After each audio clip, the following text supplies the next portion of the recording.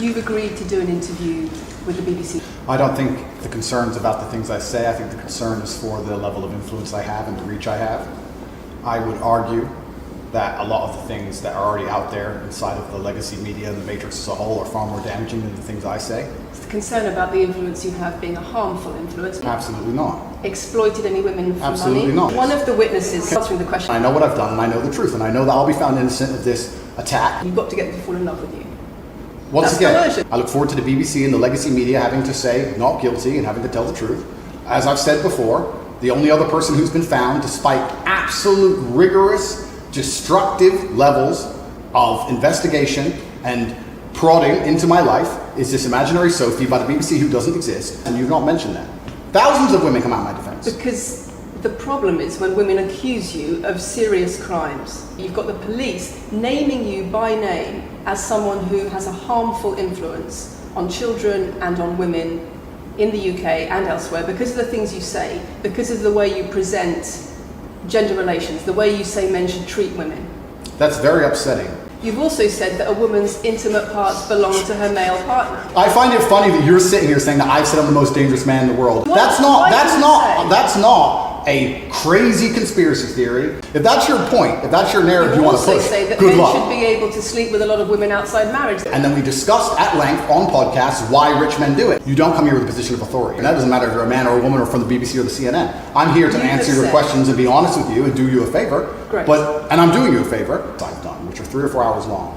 In context where I've sat with OnlyFans girls, 10 or 15 OnlyFans girls, where we've been joking back and forth, ignore every comment and satirical comment and sarcastic comment that the females have made, and then come along and say, you said this and you're the most evil man in the world. I don't know if you understand what sarcasm is. Say it? I really think that it's genuinely sad that when the BBC has a chance to finally interview me at the end of all this Matrix attack, that they don't come here with any kind of genuine openness to try and understand my influence over the world or the things I push or what I'm trying to teach the world or why I'm a good influence on the world, because I am a massively good influence. I have never ever encourage a student to attack a teacher, male or female, ever. And I'm saying that if men grew up like me, which are hardworking and diligent and emotional control and stoic, as usual, you've not watched the video, taken it out of context, flipped it, and attempted to attack me. I'm a misogynist because my clips have been taken out of context. If you refuse to watch anything at length and understand it, You have an image of financial answer my success. questions, actually. You're a free and legal equal, but I'm not going to walk with you and protect you. And I'm saying if someone broke into your house, would you want your husband to protect you? It's not about conservative values or protection. I would still stand up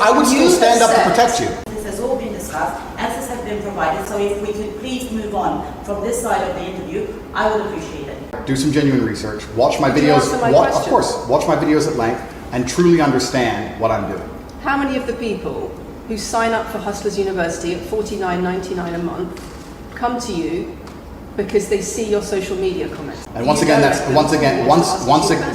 nothing to do with me. And you're going to sit here and say that I made a joke. In fact, I believe it's actually pro-female. So, in fact, I've seen thousands and thousands of comments and have endless emails from women praising the fact that their sons are listening to me, praising the fact that their husbands. The things I'm saying, does it not worry you? It would worry. It would You're worry. not concerned about it would worry me if I was genuinely damaging the world. I believe that it's my legacy to leave a positive influence on the world.